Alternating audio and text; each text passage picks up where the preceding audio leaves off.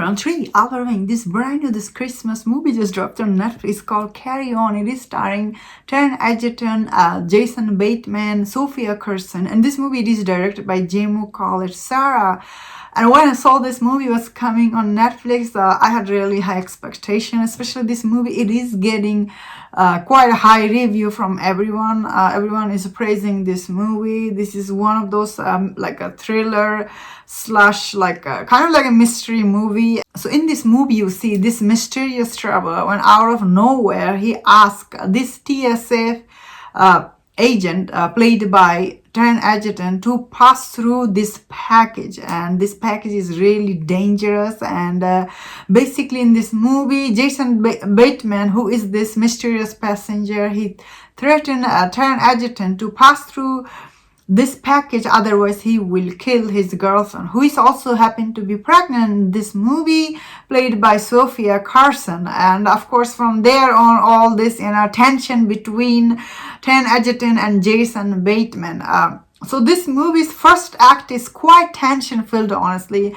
Especially this movie is 90 minutes long or something. It is quite tension filled. So many scenes I was really edge of my seat. It's quite interesting, and so many times you feel like, whoa, this is it, like he cannot do this, like so many times.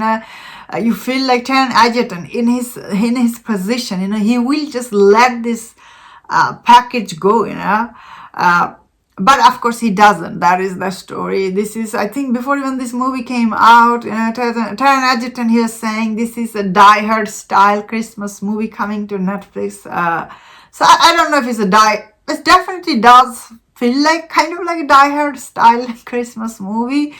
Personally, I don't know how Die Hard is a Christmas movie. It's still, I personally I don't see how, but to me Christmas movie is Home Alone.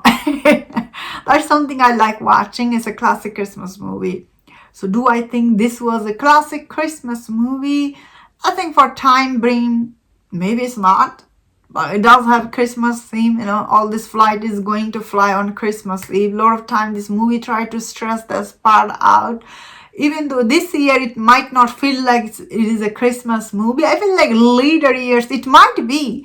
Overall, this movie it is quite well shot, honestly. It is a budget though, $47 million. I was really surprised. Wow, this movie cost a lot if you ask me.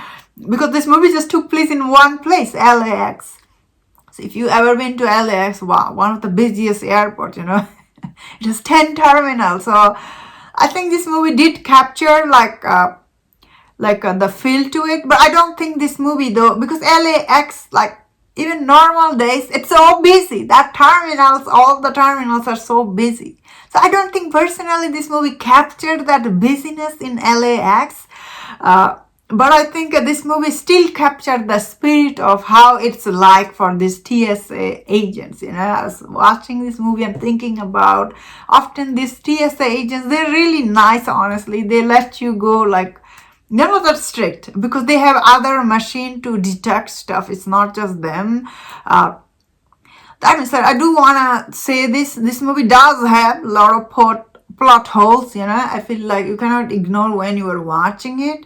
That means I can believe it. How many times I was thinking about Taron Egerton's character, this Sofia Carson is his girlfriend, it's not his wife, and she does not have a kid yet, but she's pregnant, I guess.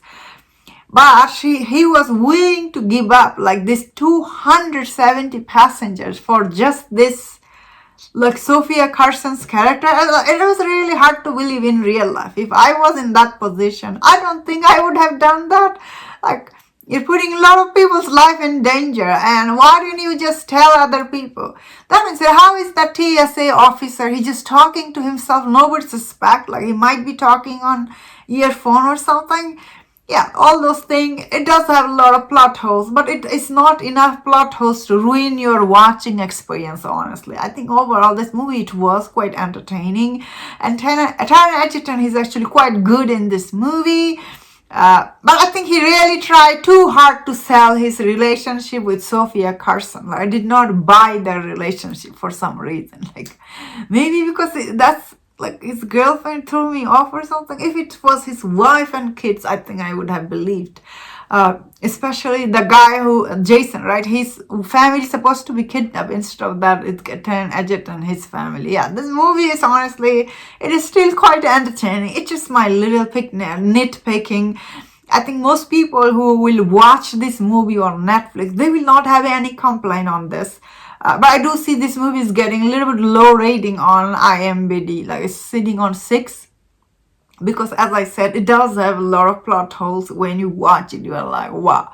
Then again, this kind of movie, it's hard to make, honestly. It's still, this movie, I thought overall it was quite enjoyable. Like you can watch it and you have good time watching it. It definitely creates this anxiety, I think. That being said, I don't think this movie has a strong, all the like detective character, all the police, they felt like really very incompetent, honestly. Like how that these people, like, they are facing, or should I say, they are hearing about threat, and sounds like it is legitimate, and if they don't do anything, how is that make any sense, honestly? Like, yeah, that is why it's not getting 9 out of 9 star, because this movie, when you watch it, you do feel all this plot hole, but overall it's still very entertaining, and definitely it's a very engaging movie. And that was my thought on this.